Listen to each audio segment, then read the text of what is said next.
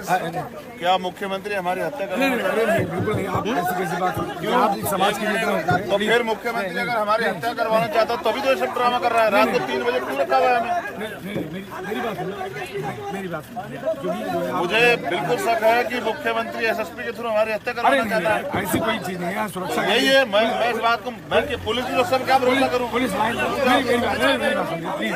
Police line क्या police line? Police line या तो जेल में हत्या होती है। नहीं, पुलिस लाइन ऐसी नहीं। क्या मुख्यमंत्री को लगता है कि वो हत्या करवा देगा हमारी? अरे नहीं, ऐसा कभी हो ही नहीं सकता। आप समाज और क्या है ये क्या है? ये जो एक घेराबंदी किसकी है? चूंकि मेरी बात सुनिए, आप वहाँ मुझे आप क्राइम बताएं। मेरा गाड़ी में घूमना क्या क्राइम है? कौन सा 512 डिस्टर्ब हो रहा है? नहीं बस आज गाड़ी आ रहे हैं, प्लीज क्या देगा? आप बात कर लो। मैं बिल्कुल साफ तौर पे कह रहा हूँ। मैं अभी ट्वीट करूंगा कि सीतापुर पुलिस और मुख्यमंत्री के साथ मेरी हत्या कराना चाहती है। अरे नहीं, ऐसी चीज ये रात को 3 बजे क्या मतलब है रखने का? आप जो है प्लीज जो है वो न करें। जो है आप खुद गाड़ी में बैठ जाइए। ऊपर चार्ज बताइए क्या है? आप गाड़ी में चार्ज बताइए क्या है? अगर किसानों की लड़ाई लड़ना गुनाह है तो मैं करूंगा। किसानों की हत्या क्यों करवाई? मुख्यमंत्री ने करवाई हत्या, उनका मंत्री शामिल है। ये मजाक बहुत देर होगी, अब चलेगी नहीं। और अगर आप ये चाहते हैं कि मुख्यमंत्री को लगता हो मेरी हत्या करवा देगा तो उससे होगी नहीं। मैं समझ गया हूँ कि इसको वो सोचता है कि उसकी हत्या करवा देंगे, मौका चाहे उससे कम लोग हैं, तो मैं नहीं डरता मुख्यमंत्री से। आदिल शाह के बारे में और कश्मीरियों के बारे में भी, जिन्होंने जो पर्यटक वहां रह गए थे, डरे सहमे थे, उनको परिवार मान के उनको आसरा दिया, उनका साथ दिया, उनको एहसास कराया। हर जिले में लगभग 300 भांग की दुकान, देसी शराब की दुकान, मॉडल शॉप, कंपोजिट शॉप तो बनाई गई है। यानी कि मधुशाला, नशे की दुकानें तो खोली गई है, लेकिन पाठशाला नहीं खोली गई। आज मैंने पार्लियामेंट में 0 आवर में सवाल खड़ा किया, केंद्र और राज्य की लड़ाई में उत्तर प्रदेश की जनता पिस। भाजपा के सांसद है नवीन जैन, उनके साथ में आपकी एक तस्वीर वायरल हो रही है बड़ी। मैं उनको जानता ही नहीं था सही तरह से कि वो कौन है। शरीर में आखिरी सांस रहेगा, लहू आखिरी कतरा, हम इस लड़ाई को लड़ते रहेंगे। हरियाणा का एक गांव है हिसार का भटाला, वहां पर दलित समुदाय के लोगों का पिछले 8 साल से बहिष्कार किया हुआ। ये अन्याय सिर्फ हरियाणा का नहीं, हालांकि हरियाणा में सामाजिक बहिष्कार के कई मामले आए। छापर का मामला भी है, खापड़ का मामला भी है। राजनीतिक शक्ति बनाए। जब हम पे राजनीतिक शक्ति होगी, किसी की हिम्मत नहीं होगी कि हमारा सामाजिक बहिष्कार, हम मानवता को मानने वाले लोग, हम किसका बहिष्कार नहीं करना चाहते। जब हम पे शक्ति होगी तो भी हम किसी का बहिष्कार नहीं करेंगे। जहाँ तक मैंने इस्लाम के बारे में जानकारी हासिल की है, तो वो जबरन किसी से धर्म परिवर्तन कराने को की आजादी नहीं देता, वो इसको गलत मानता है। जो भी आरोपी है, जो इसने अपराध किया, अगर वो सही आरोपी तो उस पर कार्रवाई करो, लेकिन ये नहीं कि कहीं एक ने अपराध किया तो बुलडोजर चलेगा और दूसरे ने अपराध किया तो उसको मिठाई खिलाई जाएगी। एक व्यक्ति के साथ उसकी मॉब लिंचिंग हुई तो उसको 50 लाख का मुआवजा मिलेगा, और एक व्यक्ति के साथ मॉब लिंचिंग हुई उसकी एफआईआर भी दर्ज नहीं होगी। लूटे पीटे लोगों को एकजुट करने का प्रयास कर रहा हूँ। आप साथ क्यों नहीं हो जाते हो इंडिया के? उनमें से तो उन्हीं के कई टुकड़े हो गए हैं, तो वो तो खुद ही अलग अलग हो रहे हैं। तो जो खुद ही अलग अलग हो रहे हैं तो उनको मैं क्या जोड़ने काम करूँगा जाके? नजरअंदाज किया जा सकता है लेकिन भूला नहीं जा सकता, क्योंकि एक सीट लगभग हम 4000 वोट से हारे। कुछ पार्टियों ने थोड़े से वोट हमारे ना काटे होते तो वो सीट हमारा विधायक वहां होता। हम 3 सीटें राजस्थान की बहुत नजदीक से हारे, 5000 से 7000 से 11000। मध्य प्रदेश की भी एक सीट हम लगभग 11000 वोट से हारे। संसद का मानसून सत्र जो है वो आखिरकार हंगामे के बाद में शुरू हुआ। ऑपरेशन सिंदूर से इसकी शुरुआत हुई। ऑपरेशन सिंदूर में तमाम दलों के नेताओं ने अपने भाषण दिए, अपना संबोधन किया, लेकिन उसी में एक भाषण था चंद्रशेखर आजाद का। आजाद समाज पार्टी के सांसद हैं और अध्यक्ष भी हैं। इन्होंने उस पहलू को उठाया जिस पहलू को प्रधानमंत्री नहीं उठा पाए और विपक्ष के बाकी नेता भी नहीं उठा पाए। आपने शुरुआत की थी आदिल शाह कश्मीरी से, जिसका कोई नाम नहीं ले रहा था। तो क्या इसीलिए चंद्रशेखर को जाना जाता है कि वो उनकी आवाज उठाएंगे जो जिनकी आवाज कोई नहीं उठाता? 2 चीजें हैं, 2 शख्स हैं जिनका बड़ा अहम योगदान है। देखिए, सर्वप्रथम तो मैं सेना को बधाई देता हूँ, और सेना के साथ साथ मैं कश्मीरियों को भी बधाई देता हूँ कि उन्होंने ऐसे समय में जो एक सोची समझी साजिश में, मैंने पहले दिन से उसको कहा कि पहलगाम का जो हमला है वो एक सोची समझी साजिश है, जिससे हमारे देश में सांप्रदायिक माहौल बने, दंगे बने और हम लोग दुश्मन से नहीं आपस में लड़े। तो वहां सेना का जो पराक्रम है ऑपरेशन सिंदूर में, मैं उसको सल्यूट करता हूं। और जो आज हमारे बीच में नहीं है, देश के आप नागरिक रहे हो, पहलगाम के वो पर्यटक रहे हो या सेना के जवान रहे, उनके परिवार के प्रति जो है मैं उनको श्रद्धांजलि भी देता हूं। उनके परिवार के प्रति अपना जो है आदरांजलि पेश करता हूँ, प्रकृति से प्रार्थना भी करता हूँ कि प्रकृति की अनुकंपा आशीर्वाद उनके साथ रहे। रही बात आदिल शाह की या माजिद खान की, एक वो इस घटना में ये दो शख्स जिन्होंने अपनी जिम्मेदारी को अदा किया, इन दोनों पे सभी को बोलना चाहिए था, मेरी राय ये थी। लेकिन सबने नहीं बोला, लेकिन मैं इसको जिम्मेदारी मानता हूं, इसलिए मैंने माजिद खान का भी जिक्र किया और आदिल शाह का भी, पोनी ऑपरेटर का भी और ड्राइवर का भी, जिसने अपनी जान पर खेल के जो है उन हिंदू परिवारों को बचाने का प्रयास किया जो वहां पर्यटक के रूप में गए थे, जिन्होंने अपनी इंसानियत की जिम्मेदारी को अदा किया। मैंने पूछा कि सरकार उनको क्या सम्मान देगी। तो क्या ये जो गृह मंत्री हैं हमारे, उन्होंने जैसे नाम नहीं लिया, वो बार बार कहते रहे अपने संबोधन में धर्म पूछ कर मारा, रक्षा मंत्री ने भी कहा धर्म पूछ कर मारा, तो आप जो नाम ले रहे थे आप भी किसी चीज को साध रहे थे? नहीं, देखिए एक चीज समझिए, वो अपने राजनीतिक एजेंडे पे जहां तक उनको सूट करेगा वहां तक बोलेंगे, और हम वहां तक बोलेंगे जहां तक देश के हर व्यक्ति तक आवाज जाए, जिसका जितना योगदान है। जैसे मैंने सेना के सम्मान की बात की, आप देखिए जिस दिन डिबेट हो रही थी, चर्चा हो रही थी, उस दिन ऑपरेशन महादेव हुआ और सरकार का यह कहना था कि हमने उन तीनों, और इस पे गृह मंत्री जी ने अपनी तरफ से एविडेंस भी रखे कि उन तीनों पहलगांव के आतंकियों को हमने मार दिया। कई लोगों ने कई तरह के सवाल खड़े किए। मैंने कुछ दिन पहले अखबार में पढ़ा था कि पहलगांव का जो मुख्य आतंकी था सुफियान, वो पाकिस्तान में भाषण देता हुआ देखा गया और फिर उसके साथ ये हुआ।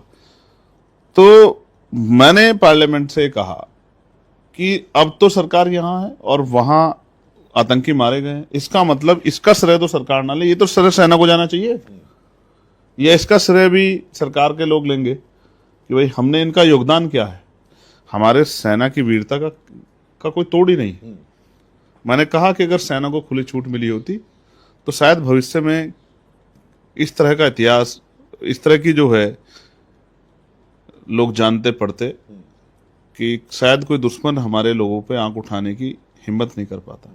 इसलिए मुझे जिसका योगदान था उसके विषय में कहना था। मैंने कहा माजिद खान के बारे में भी, आदिल शाह के बारे में और कश्मीरियों के बारे में भी, जिन्होंने, जो पर्यटक वहां रह गए थे, डरे सहमे थे, उनको परिवार मान के उनको आसरा दिया, उनका साथ दिया, उनको एहसास कराया। और बाकी मीडिया ने और सत्ता के लोगों ने कितना प्रयास किया कि ये धर्म वाली बात आगे बढ़ जाए और इस तरह का एक माहौल खराब हो जाए, लेकिन देश की जनता को मैं बधाई दूंगा और विपक्ष को भी कि विपक्ष ने भी कोई राजनीतिक गलती नहीं की और ऐसे समय में एकजुट होकर सरकार के, सेना के साथ खड़ा होने का काम किया। कोई मौका नहीं दिया कि सरकार इस पर राजनीति कर पाए। आपको लगता है कि ये जो नाम था जो आपने लिए उन बचाने वाले उन दो लोगों के, वो नाम प्रधानमंत्री को लेने चाहिए थे ताकि देश को एक एकता का संदेश जाता, या रक्षा मंत्री, गृह मंत्री को भी लेने चाहिए थे? लेने चाहिए थे, उनकी तो ज्यादा जिम्मेदारी थी, क्योंकि जो काम जो है भाई, ये जो फेलियर हुआ, सेना वहां मौके पर नहीं थी, सुरक्षा व्यवस्था वहां मौके पर नहीं थी, 1 घंटे तक पीड़ित वहां चिल्लाते रहे, कोई पूछने वाला नहीं आया, एम्बुलेंस नहीं पहुंची, तो ये जो फेलियर सरकार का था तो उन्हीं को जिम्मेदारी लेनी चाहिए थी। तो उनको उनके नाम भी लेने चाहिए जिन्होंने मदद की, जो फरिश्ते बन के जिन्होंने काम किया। आप बताओ, पूरे विपक्ष पक्ष में मुझे लगता है कश्मीरियों के बारे में किसने नहीं कहा कि कश्मीरियों ने कितनी बड़ी जो है जिम्मेदारी अदा की। और मैं धन्यवाद दूंगा उन तमाम लोगों का जिन्होंने समझदारी दिखाते हुए इस माहौल को जो बिगाड़ने का प्रयास किया उसको नहीं बिगड़ने दिया। तो उनको अपनी जिम्मेदारी का एहसास नहीं, मुझे तो है भाई, जिसने जो किया है वो कहने में किसी को डर नहीं लगना चाहिए। इसलिए मैंने कहा कि हर एक उस व्यक्ति का जिसका योगदान है इस पूरे अन्याय जब चरम पे हुआ, वहाँ पराकाष्ठा लिखी गई, तो उन सबको उनका सम्मान होना चाहिए, उनका स्वागत होना चाहिए और देश के उन वीर सपूतों को भी देश को जानना चाहिए। आपने 2 महीने पहले ट्वीट किया था कि मुगलसराय में जो दलित आबादी है वहाँ पे शराब का ठेका खोला जा रहा था, वहाँ पे एक महिलाएं उसका प्रदर्शन कर रही थी। आपने कहा था कि हमें अपनी बस्तियों में जो है स्कूल चाहिए, अच्छे संसाधन चाहिए, लेकिन सरकार स्कूल बंद करने जा रही है। कि आपने कहा था कि शराब खाने नहीं चाहिए, स्कूल चाहिए। नहीं, हमने कहा कि हमें पाठशाला चाहिए, मधुशाला नहीं चाहिए। आप ये समझिए, सरकार ने कहा कि हम 27,000 स्कूल जो है मर्ज कर रहे हैं, क्योंकि हम इनको कंपोजिट स्कूल बनाएंगे, एक में प्राइमरी, जूनियर, हाई स्कूल सब वहाँ बनेगा। लेकिन सरकार ने कोई नया स्कूल नहीं बनाया। आपके पास भी जानकारी नहीं होगी, आप लगातार सक्रिय मीडिया में हैं, लेकिन मेरे पास ग्राउंड रिपोर्ट है कि हर जिले में लगभग 300 भांग की दुकान, देसी शराब की दुकान, मॉडल शॉप, कंपोजिट शॉप तो बनाई गई है 300 के लगभग, सबको मिला के। यानी कि मधुशाला, नशे की दुकानें तो खोली गई है, लेकिन पाठशाला नहीं खोली गई। आज मैंने पार्लियामेंट में 0 आवर में सवाल खड़ा किया, तख्ती लेके भी सवाल खड़ा किया जब हाउस नहीं चल रहा था। मैंने कहा कि कॉन्स्टिट्यूशन का जो आर्टिकल 21 है वो ये अधिकार देता है कक्षा 6 से लेकर उम्र 6 वर्ष से लेकर 14 वर्ष के बच्चों को कि उनको मुफ्त शिक्षा और अच्छी शिक्षा उनका मूलभूत अधिकार है, मिलना चाहिए। और अगर आपको जानकारी देश को अगर लेनी है मुझसे, तो मैं ये भी बताना चाहता हूं कि जो शिक्षा का अधिकार है और जो शिक्षा जो विषय है वो समवर्ती सूची का विषय है। समवर्ती सूची यानी कि उस पर राज्य और केंद्र दोनों कानून बना सकते हैं। कॉन्स्टिट्यूशन का आर्टिकल 254 ने कहता है कि जब राज्य और केंद्र के कानूनों में टकराव हो तो केंद्र के कानून को मानना अनिवार्य होगा। तो 2009 में राइट टू एजुकेशन कानून बना जो कहता है कि 1 किलोमीटर से दूर के अंदर स्कूल होना चाहिए। आप थे 3 किलो 4 किलोमीटर दूर कर दिया, तो यानी कि आप केंद्र और राज्य की लड़ाई में उत्तर प्रदेश की जनता पिस रही। इसलिए मैंने आज प्रधानमंत्री से मांग की है कि वो हमारे स्कूल बचाएं, हमारे बच्चों का भविष्य बचाएं, क्योंकि स्कूलों में कमजोर वर्गों में SC ST OBC मुस्लिम्स और अन्य जो आर्थिक रूप से कमजोर वर्ग के लोग गांव में रहते हैं उन्हीं के बच्चे पढ़ते हैं। और शिक्षा बाबा साहब अम्बेडकर ने कहा हमारा हथियार है, इस हथियार को किसी भी कीमत पे हम लोग छीनने नहीं देंगे। इसलिए मैंने प्रधानमंत्री से अपील की और सरकार को चेतावनी दी, उत्तर प्रदेश सरकार को, सदन के माध्यम से, चेयर के माध्यम से, कि अगर सरकार ने ये शिक्षा विरोधी नीति, गरीब विरोधी नीति, अपनी जन विरोधी नीति बंद नहीं की तो इसका मुकाबला हम सड़कों पर करेंगे। चेतावनी मैंने आज उत्तर प्रदेश की सरकार को दी। सड़कों की बात आप कर रहे हैं, आप सम्मेलन कर रहे हैं जगह जगह पूरे उत्तर प्रदेश में घूम घूम कर, प्रबुद्ध सम्मेलन कर रहे हैं, मुस्लिम सम्मेलन करना आपने शुरू कर दिया, किसकी टेंशन बढ़ा रहे हैं? नहीं, मैं टेंशन कम कर रहा हूं उन लोगों की जिनको लगता था कि राजनीति में हमारी बात बहुत पीछे चली गई, जो निराश होकर घर बैठे, उनकी टेंशन कम कर रहा हूं और देश प्रदेश के हक वंचित बहुजन समाज के लोगों की मदद कर रहा हूं, जिनके मुद्दों को रोटी, कपड़ा, मकान, रोजगार, खेती, किसानी, सामाजिक न्याय, जिनसे छीन लिया गया, जिन पे चर्चा नहीं होती, नौकरी, औद्योगिक क्षेत्र, अच्छे स्कूल, अच्छे कॉलेज, यूनिवर्सिटियाँ, मेडिकल कॉलेज, ये जो तमाम जो है विषय हैं, इन पे जिस पे चर्चा नहीं हो रही है उन पे चर्चा कराने का काम हम प्रबुद्धजन सम्मेलन के जरिए कर रहे हैं। और आपको जान के बड़ी खुशी होगी वसीम भाई कि 12 सम्मेलन के बाद उत्तर प्रदेश में कई बड़ी पार्टियों को ये एहसास हुआ कि आज़ाद समाज पार्टी अब उन पे किसी पे भी रुकने वाली नहीं। पर टेंशन की बात मैंने शायद उन्हीं के लिए कही। अब उनको टेंशन, आप जो है मतलब, मैं तो उनकी मदद कर रहा हूँ, जो काम वो नहीं कर सकते। उनको पिछली बार अलायंस हुए, वो चुनाव लड़े 22 में, सारी पार्टियां चुनाव लड़ी, क्या परिणाम आए आप देखिए। उत्तर प्रदेश में हम लोकसभा में 2 सीटों पर लड़े, देखिए हमारे परिणाम 50% के परिणाम है हमारे। 1 सीट जीते, 1 में 80,000 ज़्यादा वोट ली। ठीक है, अगर जहां 80,000 वोट ली गई है वहां अगर लोग हमारी बात को और मजबूत कर देते तो वहां भी हम लोग जीतते। तो हमारा विनिंग परसेंटेज देखिए 50% है, यानी कि अगर हम 403 सीटें लड़ते हैं तो हम 200 के लगभग सीटें जीतते हैं, तो फिर सरकार किसकी बनेगी उत्तर प्रदेश में? आजाद समाज पार्टी की बनेगी। तो हम तो उनकी मदद कर रहे हैं जो लोग भाजपा को हराना चाहते हैं। जो भाजपा को हराना चाहते हैं उन सब लोगों को हमारे साथ आके मदद करनी चाहिए। भाजपा को जो हराना चाहते हैं। यस। भाजपा के सांसद हैं नवीन जैन और एक और सांसद है नॉर्थ ईस्ट के इंद्रहंग सुब्बा। उनके साथ में आपकी एक तस्वीर वायरल हो रही है, बड़े लोग उस पर कमेंटबाजी कर रहे हैं कि क्या है उस तस्वीर का? देखिए, तस्वीर 2 सांसदों का आप जिक्र कर रहे हैं और एक तस्वीर जिसके बारे में शायद आप जानना चाहते हैं, वो तस्वीर रेल भवन की है। माननीय रेल मंत्री से मैं अपने क्षेत्र के विषयों को लेकर, क्योंकि मुझे नजीबाबाद से मुंबई तक एक ट्रेन चलवानी है और जो ट्रेन सहारनपुर से लखनऊ जाती थी वो भी बंद है। हमारे यहाँ कालाखेड़ी में नगीना शहर के अंदर एक रेलवे का फाटक है, इस पर निर्माण कार्य शुरू हुआ था मेरी एप्लीकेशन के बाद, लेकिन वो बीच में रुक गया। लोगों को परेशानी हो रही है। मैं गया था क्षेत्र में, लोगों ने मेरे सामने रखा और कई अंडरपास और ओवरब्रिज बनने, उनको लेके मैं उनके पास गया था। वहीं मैं उनको जानता तो नहीं था, वहीं उनसे मुलाकात हुई। क्योंकि शायद जिनका जिक्र आप करें वो राज्यसभा में है। और इंद्रहंग सुब्बा जो सिक्किम क्रांतिकारी मोर्चा के एमपी हैं, वो मेरे साथ फ्लोर लीडर हैं अपनी पार्टी के, वो उनको तो मैं जानता हूँ। तो मैं तो जिन शख्स का आप जिक्र कर रहे हैं, नाम बता रहे हैं, उनसे मैं पहली बार मिला हूँ, उससे पहले मैं कभी मिला नहीं हूँ। उसी दिन वहाँ वो भी मिलने गए थे और मैं भी मिलने गया था। मंत्री जी ने जो रेल भवन में अपनी समस्या को लेके जिन जिन की एप्लीकेशन थी उनको समय दिया था, मैं उसी समय गया था, उसी दिन उनसे मुलाकात हुई और बस यही जय भीम हुई, जानकारी हुई कि हम इन पदों पे हैं, इस पार्टी जुड़े, और मैं अपना मिलके फिर मंत्री से चला आया। बाकी उसका कोई राजनीतिक मकसद नहीं है उस तस्वीर का? वो उन्होंने ही पोस्ट करी उस तस्वीर को सोशल मीडिया पर, आपके हैंडल से तो पोस्ट नहीं हुई। नहीं, मैं उनको जानता ही नहीं हूँ उस तरह से कि भाई मेरे उनके कोई बहुत अच्छे रिश्ते हों या मैं पूर्व मिला हूँ। पहली बार मैं उनसे वहीं मिला, उन्होंने इंट्रोडक्शन दिया, मैं तो जानता भी नहीं, राज्यसभा के मेंबर।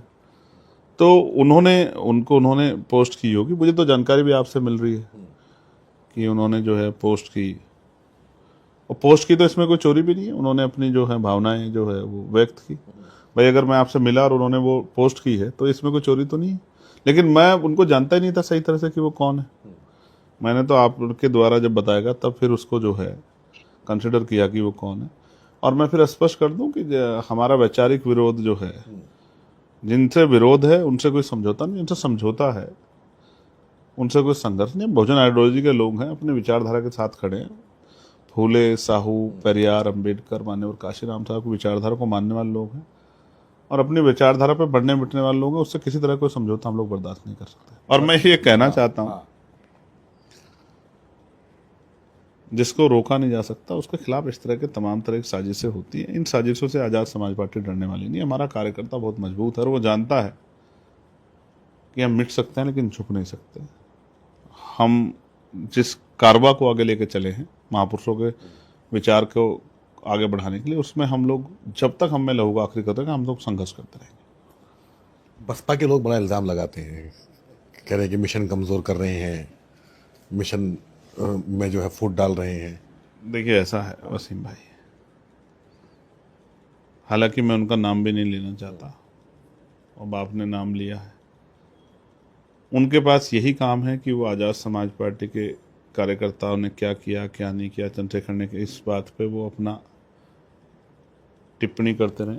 और हम पे ये काम है, उनकी राजनीति यहीं तक और हमारी राजनीति यह है कि उत्तर प्रदेश या देश में जब भी कहीं किसी के साथ अन्याय हो, उसकी हम लोग आवाज़ बने, उसकी आवाज़ को उठाएं। और उत्तर प्रदेश में जो अन्याय हो रहा है, उस अन्याय को रोकने के लिए हम उत्तर प्रदेश में जो लोकतंत्र में अन्याय रोकने के लिए शक्ति है वो वोट से बनती है, उस शक्ति को बनाने के लिए मेहनत कर रहे हैं और हम अपने कार्य को निरंतर जारी रखेंगे। आपने कल देखा हो सदन मैंने तमिलनाडु का विषय उठाया। अब तमिलनाडु में हमारा राजनीतिक संगठन नहीं है, लेकिन वहाँ के लोगों की भी कोई समस्या होती तो वो आती है, हम उस विषय को भी उठाते हैं। छत्तीसगढ़ में कोई समस्या होती है, छत्तीसगढ़ में भी आपने देखा सतनामी समाज के 250 बच्चे जेल गए थे, एक आंदोलन वहाँ हुआ था, उसमें विवाद हुआ और मैं वहाँ 3 बार गया, मैंने वो पार्लियामेंट में विषय उठाया, उनकी बेल भी हुई, उन सब लोगों ने मेरा धन्यवाद भी किया। राजस्थान का विषय हो, झालावाड़ का, जिसके लिए मैं, जिन सीढ़ियों से लोग जूते रख के जाते हैं, उन सीढ़ियों पर बैठ के मैं और हमारे साथी हनुमान जी और हमारे साथी जो हैं वो प्रोटेस्ट कर रहे थे, बहन इकरा भी थी। ये इस बात का उदाहरण है कि आज़ाद समाज पार्टी, बिहार का विषय माँ बोधि बुद्ध विहार का, बोध गया का, उस विषय को लेकर लगातार हम लोग जो हैं, मैंने पार्लियामेंट में भी उसको उठाया। तो मैं आपको इसलिए मैंने 3-4 स्टेट गिराए। एक अभी हरियाणा के लिए मैं गया था, मौली गांव में एक विवाद हुआ था बारात को लेके।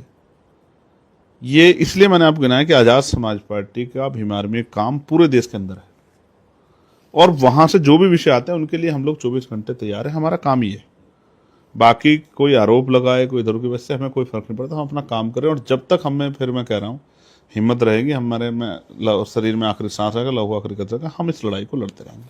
हरियाणा का आपने जिक्र किया, हरियाणा का एक गांव है हिसार का भटाला, वहां पर दलित समुदाय के लोगों का पिछले 8 साल से बहिष्कार किया हुआ है।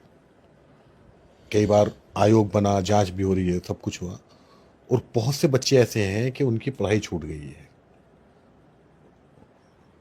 देखिए, ये अन्याय सिर्फ हरियाणा का नहीं, हालांकि हरियाणा में सामाजिक बहिष्कार के कई मामले आए हैं, छापर का मामला भी है, खापड़ का मामला भी है,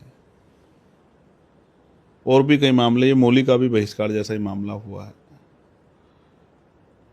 तो मैं इसमें समझता हूँ कि मैंने वहाँ के संगठन से अपील की है कि वो राजनीतिक शक्ति बनाए।